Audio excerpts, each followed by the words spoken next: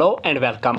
तो computer section के इस सीरीज़ में ये है पार्ट थर्ड और इस पार्ट में हम डिस्कस करने वाले हैं एक लेक्चर जनरेशन ऑफ कंप्यूटर्स और इस लेक्चर को हम पूरी डिटेल से पढ़ेंगे। जी हाँ, जनरेशन ऑफ कंप्यूटर जो है वो बहुत ही इंपॉर्टेंट टॉपिक होता है हर एक एग्जामिनेशन में और इससे क्वेश्चन जो है ना वो पूछे जाते हैं।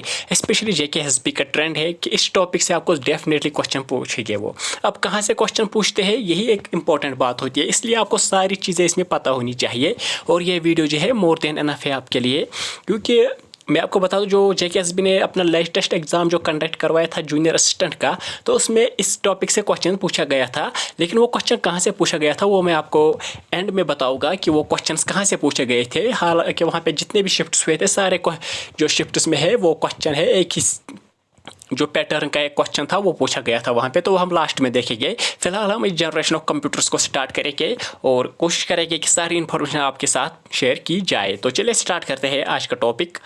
तो सबसे पहले हम पहुँचते हैं जनरेशन 1 यानी फर्स्ट जनरेशन कंप्यूटर्स पे। जी हाँ, आपको पता है जो फर्स्ट जनरेशन ऑफ कंप्यूटर्स है वो उसका डेट जो आता है वो आता है 1945 से लेके 1955 तक। जी हाँ, आपको बता दूँ जो कंप्यूटर का आर्किटेक्चर किसने दिया था। जी हाँ, कंप्यूटर का जो आर्किटेक्चर है वो कहा जाता है वॉन न्यूमान को और उनने वो दिया था 1948 में। यानी फर्स्ट जनरेशन के कंप्यूटर्स में ही जो है कंप्यूटर का आर्किटेक्चर भी जो है वो दिया गया था वॉन न्यूमान के ज़रिए। तो ये था आर्किटेक्चर की बात। अब हम बात करेंगे हार्डवेयर की, यानी हार्डवेयर या आप कहे जो स्विचिंग डिवाइस होती है कंप्यूटर में वो एक टाइप का हार्डवेयर ही होता है। तो वो क्या होता है, तो हम पहले फर्स्ट जनरेशन की सारी डिटेल पढ़ेंगे यहाँ पे।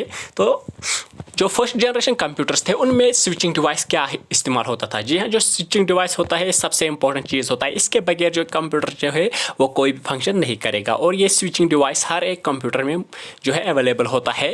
तो स्विचिंग डिवाइस में सबसे पहले जो है फर्स्ट जनरेशन ऑफ कंप्यूटर्स में क्या इस्तेमाल किया जाता था। जी हाँ, वहाँ पे इस्तेमाल किया जाता था वैक्यूम ट्यूब्स। उसके बाद स्टोरेज पर्पज़ के लिए क्या इस्तेमाल होता था। जी हाँ, जो स्टोरेज होता था फर्स्ट जनरेशन कंप्यूटर्स में वहाँ पे स्टोरेज होती थी मैग्नेटिक ड्रम के में, यानी एक मैग्नेटिक ड्रम जो है वही इस्तेमाल किया जाता था फर्स्ट जनरेशन ऑफ कंप्यूटर्स में स्टोरेज पर्पज़ के लिए। और जो स्पीड थी फर्स्ट जनरेशन ऑफ कंप्यूटर्स की वो थी 300 माइक्रो सेकेंड्स, यानी 300 माइक्रो सेकेंड्स में जो है ये काम करता था, इतना तेज़ था फर्स्ट जनरेशन ऑफ कंप्यूटर्स। उसके बाद जो ऑपरेटिंग सिस्टम वहाँ पे था फर्स्ट जनरेशन ऑफ कंप्यूटर्स में, आपको बता दूँ वो जो था ऑपरेटिंग सिस्टम वहाँ पे वो था बैच ऑपरेटिंग सिस्टम, यानी जो टास्क थे ना उनको बैच वाइज परफॉर्म किया जाता था, यानी फर्स्ट कम फर्स्ट बेसिस, यानी बैच में सारे टास्क को अलॉट किया जाता था और फिर एक एक करके उन पे जो है प्रोसेसिंग होती थी। तो ये था operating system first generation of computers का।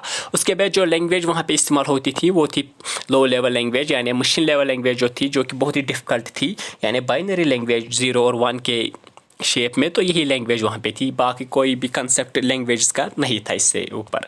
उसके बाद अगर आप एग्जांपल्स देखोगे फर्स्ट जनरेशन ऑफ कंप्यूटर्स में, तो जो हमने हिस्ट्री ऑफ कंप्यूटर्स में इंपॉर्टेंट कंप्यूटर्स पढ़े थे वो सारे इसमें आते हैं, यानी ENIAC है, ETSEC है, UNIVAC है, IBM 650, ये सारे जो है फर्स्ट जनरेशन ऑफ कंप्यूटर्स की ही एग्जाम्पल है क्योंकि वो इसी जनरेशन में जो है बनाए गए। और ये क्या था इंपॉर्टेंट चीज़ कि ये सारे कंप्यूटर जो है वो एक इंपॉर्टेंट चीज टास्क के लिए इस्तेमाल किए जाते थे, यानी साइंटिफिक टास्क, यानी स्पेशल पर्पस कंप्यूटर्स ही ये थे और जो ज़्यादातर इनको जो है साइंटिफिक पर्पस के लिए ही इस्तेमाल किया जाता था। तो ये था फर्स्ट जनरेशन ऑफ कंप्यूटर्स। इसके बाद हमें एक और चीज़ पढ़ना है इसमें, वो है कैरेक्टरिस्टिक्स, लेकिन जो कैरेक्टरिस्टिक्स है वो हम लास्ट में पढ़ेंगे और वहाँ पर हम सारे जनरेशन ऑफ कंप्यूटर्स को एक साथ कंपेयर करके कैरेक्टरिस्टिक्स पढ़ेंगे, तो वहाँ पर मज़ा आएगा पढ़ने में। तो फिलहाल आप कैरेक्टरिस्टिक जो है वो यहाँ पे पेंडिंग में रखिए क्योंकि कैरेक्टरिस्टिक जो है वो आपको खुद भी पता ही होगा, तो लास्ट में आपको वो आइडिया दूंगा। तो चलिए यह हुआ फर्स्ट जनरेशन ऑफ कंप्यूटर्स। उसके बाद हम देखेंगे सेकंड जनरेशन। तो चलिए सेकंड जनरेशन की बात की जाए तो सेकंड जनरेशन जो है वो स्टार्ट हुई है 1955 में और ये माना जाता है 1964 तक सेकंड जनरेशन ऑफ कंप्यूटर्स, यानी जो भी कंप्यूटर्स इस पीरियड में बने हैं तो वो सेकंड जनरेशन ऑफ कंप्यूटर्स में आते हैं। तो यहाँ पे जो हार्डवेयर है यानी स्विचिंग डिवाइस वो इस्तेमाल हुआ ट्रांजिस्टर्स, और ट्रांजिस्टर्स को बनाने वाले थे बेल लैबोरेटरीज। आपको बता दूँ जो ये वैक्यूम ट्यूब हमने इससे पहले पढ़ा उसके जो इन्वेंटर है वो है A. फ्लेमिंग। तो ये वैक्यूम ट्यूब्स के इन्वेंटर है और जो यहाँ पे ट्रांजिस्टर्स जो है उनको बनाने वाला है बेल लेबोरेटरीज़ ने बनाए हैं ट्रांजिस्टर्स, तो वही यहाँ पे स्विचिंग डिवाइस इस्तेमाल हुआ। उसके बाद अगर हम यहाँ पे स्टोरेज की बात की जाए सेकंड जनरेशन ऑफ कंप्यूटर्स में, तो वहाँ पे दो टाइप की स्टोरेज डिवाइसेस थे। प्राइमरी स्टोरेज में मैग्नेटिक कोर इस्तेमाल होता था और सेकेंडरी स्टोरेज में है वहाँ पे मैग्नेटिक डिस्क का इस्तेमाल हुआ। उसके बाद अगर आप स्पीड की बात की जाए तो सेकंड जनरेशन में स्पीड जो थी वो फास्टर देन थी फर्स्ट जनरेशन, तो यहाँ पे स्पीड थी 10 माइक्रोसेकेंड्स। उसके बाद जो ऑपरेटिंग सिस्टम यहाँ पे इस्तेमाल हुआ वो हुआ टाइम शेयरिंग ऑपरेटिंग सिस्टम, और जो इंपॉर्टेंट चीज़ थी सेकंड जनरेशन में वो मल्टीटास्किंग ऑपरेटिंग सिस्टम जो है वो वहाँ पे आए, यानी ये more than one task at a time जो है परफॉर्म कर सकता था सेकंड जनरेशन ऑफ कंप्यूटर्स में। और जो लैंग्वेज थी यहाँ पे, तो यहाँ पे लो लेवल लैंग्वेज भी थोड़ी चली यहाँ पे असेंबली लैंग्वेज, लेकिन यहाँ पे जो है हाई लेवल लैंग्वेज का कॉन्सेप्ट भी है वो आया, जिसमें इंपॉर्टेंट लैंग्वेज जो थी वो थी फोर्ट्रान, एल्गोल, कोबोल और लिस्प। तो ये सारी जो है लैंग्वेज थी। इन लैंग्वेज को हम आगे एक वीडियो में डिस्कस करेंगे फुल फॉर्म के साथ, तो वो हम वहीं पे पढ़ेंगे। फिलहाल आप यहाँ पे एग्जांपल्स याद रखें। ये सारी जो लैंग्वेज है ये हाई लेवल लैंग्वेज है, इनका इस्तेमाल सेकंड जनरेशन में हुआ। उसके बाद आज इसकी एग्जांपल्स देखेंगे हम सेकंड जनरेशन में, तो इसकी एग्जांपल जो है वो है IBM 1401, IBM 7094, IBM 1620, UNIVAC 1108, PDP-8, CDC 1604 and 3600। तो ये एग्जांपल्स है। और ये जो कंप्यूटर्स है ये साइंटिफिक के अलावा जो है कमर्शियल पर्पज़ के लिए इस्तेमाल होते थे। तो ये थी एक important cheese second generation of computers में। उसके बाद हम बात करेंगे थर्ड जनरेशन की। तो सेकंड जनरेशन के बाद आया थर्ड जनरेशन, और आपको बता दो जो थर्ड जनरेशन है वो है 1964 से लेकर 1971 तक थर्ड जनरेशन का कंसेप्ट था। और थर्ड जनरेशन कंप्यूटर्स में जो स्विचिंग डिवाइस आपके सामने इस्तेमाल हुआ वो था इंटीग्रेटेड सर्किट यानी ICs। और इंटीग्रेटेड सर्किट जो है आप एक किस्म का एक चिप होता है, और जो इंटीग्रेटेड सर्किट का बनाने वाले थे वो थे किल्बी एंड नॉइस। आप यहाँ पे देख सकते हो, उनका नाम मैंने यहाँ पे मेंशन किया है। उसके बाद आप स्टोरेज पर्पज़ के लिए थर्ड जनरेशन जो है, हम यहाँ पे थर्ड जनरेशन पढ़ रहे हैं, तो थर्ड जनरेशन में जो स्टोरेज पर्पज़ है उसके लिए यहाँ पे जो है इस्तेमाल किया गया मैग्नेटिक कोर जो प्राइमरी था, और सेकेंडरी के लिए मैग्नेटिक डिस्क और मैग्नेटिक टेप का इस्तेमाल हुआ।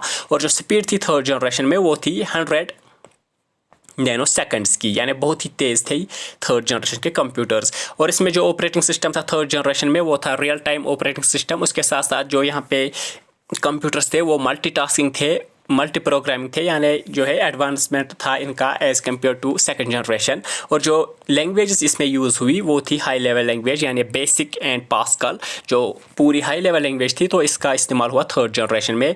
और एग्जांपल्स अगर हम थर्ड जनरेशन में देखें तो वो आते हैं होनीवेल 6000, NCR 395, IBM 870 एंड IBM 1168। तो ये इंपॉर्टेंट एग्जांपल्स है। आपको बता दें जो ये थर्ड जनरेशन है इनका इंपॉर्टेंट चीज़ था कि ये डाटाबेस मैनेजमेंट सिस्टम के लिए जो है इस्तेमाल किए जाते थे, यानी डाटाबेस मैनेजमेंट के लिए इनका बहुत ही ज़्यादा इस्तेमाल होने लगा थर्ड जनरेशन का।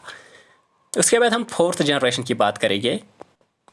उसके बाद बात करेंगे जो है फोर्थ जनरेशन ऑफ कंप्यूटर्स के, तो वो होता है स्टार्ट 1971 से लेके 1985 तक। जो भी कंप्यूटर्स आते हैं वो फोर्थ जनरेशन ऑफ कंप्यूटर्स में आते हैं। तो यहाँ पे हार्डवेयर यानी स्विचिंग डिवाइस जो इस्तेमाल होता था वो होता था LSI यानी लार्ज स्केल इंटीग्रेशन, या VLSI यानी ultra large scale integration circuits का इस्तेमाल होने लगा, यानी माइक्रो प्रोसेसर जो है इसमें आए। आपको बता दें जो वर्ल्ड का पहला माइक्रो प्रोसेसर था इंटेल 4004, उसको बनाया है टेड हॉफ ने, तो ये इस्तेमाल हुआ। तो ये था वर्ल्ड का पहला माइक्रो प्रोसेसर। यानी फोर्थ जनरेशन में जो है ICs के बाद जो ICs थर्ड जनरेशन में इस्तेमाल होते थे, तो फोर्थ जनरेशन में अब उसका कंसेप्ट गया और वहाँ पे आया माइक्रो प्रोसेसर्स का कंसेप्ट।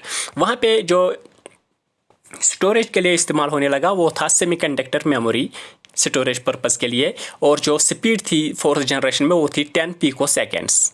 उसके बाद ऑपरेटिंग सिस्टम जो यहाँ पे इस्तेमाल हुआ वो था रियल टाइम ऑपरेटिंग सिस्टम, और जो कंप्यूटर्स थे वो यहाँ पे मल्टीटास्किंग मल्टी प्रोग्रामिंग का फंक्शन करते थे। और जो इंपॉर्टेंट चीज़ यहाँ पे आई वो आई ग्राफिकल यूज़र इंटरफेस, यानी जो है आप कंप्यूटर, आपको पता है जो पहले कंप्यूटर थे वो कमांड बेस्ड थे, लेकिन उसके बाद फोर्थ जनरेशन में पहली बार जो है ग्राफिकल यूज़र इंटरफेस का कंसेप्ट आया। तो जो यहाँ पे लैंग्वेज इस्तेमाल होती थी फोर्थ जनरेशन में वो थी C एंड C++। और जो एग्जांपल्स है इंपॉर्टेंट वो है PC, एप्पल सेकंड, क्रे। और आपको बताइए जो क्रे है वो वर्ल्ड का पहला जो है क्रे कंप्यूटर, वो वर्ल्ड का पहला सुपर कंप्यूटर है, first super computer of world Cray. इसको बनाया गया है 1976 में और इसको बनाने वाले थे क्रे रिसर्च इंस्टीट्यूट, तो उसने बनाया क्रे। तो आपको बता दीजिए फोर्थ जनरेशन है, ये एक इंटरनेट यानी नेटवर्किंग का जो कंसेप्ट आया, इंटरनेट या नेटवर्किंग, वो इसी फोर्थ जनरेशन में आया। तो फोर्थ जनरेशन में ये दोनों कंसेप्ट्स भी आए। उसके बाद हम बात करेंगे फिफ्थ जनरेशन ऑफ कंप्यूटर्स की। चले आते हैं फिफ्थ जनरेशन पे। तो आपको बता दो जो फिफ्थ जनरेशन ऑफ कंप्यूटर्स थे उनका डेट आता है 1985 से लेके प्रेजेंट तक। जो भी कंप्यूटर्स आते हैं वो है फिफ्थ जनरेशन ऑफ कंप्यूटर्स, और इसमें जो स्विचिंग डिवाइस है वो है VLSI यानी वेरी लार्ज स्केल इंटीग्रेशन, और SLSI यानी super large scale integration circuitry, और इसमें जो है माइक्रो प्रोसेसर्स का इस्तेमाल हुआ। यानी जो फोर्थ जनरेशन में आपने देखा माइक्रो प्रोसेसर का इस्तेमाल हुआ, लेकिन इसमें माइक्रो प्रोसेसर्स का इस्तेमाल हुआ, यानी इसमें more than one micro processor जो है वो इस्तेमाल होने लगा फिफ्थ जनरेशन कंप्यूटर्स में, जो कि आज भी बनते हैं, वो भी फिफ्थ जनरेशन में ही आते हैं। उसके बाद यहाँ पे जो मेमोरी है वो इस्तेमाल हो रही थी, वो थी ऑप्टिकल मेमोरी, और इसकी स्पीड थी 10 फेम्टोसेकंड्स, यानी जो फिफ्थ जनरेशन में कंप्यूटर्स बने उनकी स्पीड 10 फेम्टोसेकंड्स है। और जो यहाँ पे ऑपरेटिंग सिस्टम है वो है किप्स यानी नॉलेज इंफॉर्मेशन प्रोसेसिंग सिस्टम यहाँ पे इस्तेमाल होने लगा फिफ्थ जनरेशन में। एक बहुत ही इंपॉर्टेंट चीज़ है फिफ्थ जनरेशन कंप्यूटर्स की। और जो लैंग्वेज है वो फुल नेचुरल लैंग्वेज है, यानी जिसमें लावा है, प्रोलॉग है, ये इंपॉर्टेंट है, ये नेचुरल लैंग्वेज है, तो ये इसमें लैंग्वेज इस्तेमाल होने लगी। और जो एग्जांपल्स है वो बहुत ही इंपॉर्टेंट एग्जांपल्स यहाँ पे है, इसमें आते हैं। 1 सेकेंड। तो एग्जांपल्स में आपको बता दूँ, और आप देखिए कि परम 800 फर्स्ट सुपर कंप्यूटर इंडिया का 1990 में बना, तो ये भी इसी की एग्जांपल आती है। या सिद्धार्था जो पहला कंप्यूटर इंडिया ने बनाया है 1986 में, तो ये भी फिफ्थ जनरेशन में ही है। उसके बाद आपको बता दूँ जो इंडिया का लेटेस्ट फास्टेस्ट सुपर कंप्यूटर है वो है परम सिद्धि, लेकिन अब कहा जाता है फरवरी 2021 में जो है परम प्रवेगा ने है इसको ओवरटेक किया है। और आपको बता दो जो वर्ल्ड का फास्टेस्ट सुपर कंप्यूटर था फुकेगो, अब उसको ओवरटेक किया है US बेस्ड फ्रंटियर कंप्यूटर ने जून 2022 को। तो एक जनरल नॉलेज भी है और यहाँ पे ये एग्जाम्पल्स भी है फिफ्थ जनरेशन में आते हैं। इसके बाद जो करेक्टरिस्टिक्स मैंने आपको बताया कि लास्ट में हम देखेंगे, तो करेक्टरिस्टिक्स हम यहाँ पे थोड़े से पढ़ेंगे सारे कंप्यूटर्स की, first generation, second generation, third, fourth, fifth. तो आपको बता दो जो फर्स्ट जनरेशन में जो स्पीड होती थी कंप्यूटर्स की वो लो होती थी। उसके बाद जब हम आगे आगे जाएंगे सेकंड, थर्ड, फोर्थ और जो फिफ्थ है वहाँ पे स्पीड सबसे ज़्यादा है। उसके बाद आप देखोगे स्टोरेज सेकंड, तो स्टोरेज पहले कंप्यूटर्स में जो पहले जनरेशन में थे वो लो थी, और जैसे आगे आगे हम बढ़े तो स्टोरेज भी है ज़्यादा इंक्रीज़ होने लगी, और फिफ्थ जनरेशन में जो है स्टोरेज सबसे ज़्यादा है। उसके बाद अगर आप बात करेंगे हीट की, यानी जो हीट जनरेशन है कंप्यूटर्स हीट देते थे, तो पहले जनरेशन के कंप्यूटर्स थे वो सबसे ज़्यादा हीट प्रोड्यूस कर रहे थे। तो जैसे ही आगे आगे आए तो फिफ्थ जनरेशन में सबसे कम हीट प्रोड्यूस हो रही है। और पावर कंजप्शन जो है पहले जनरेशन के कंप्यूटर जो है वो पावर सबसे ज़्यादा कंज्यूम करते थे as compared to fifth generation. Fifth generation में सबसे कम पावर जो है कंज्यूम होता है। तो ये इंपॉर्टेंट चीज़ थी।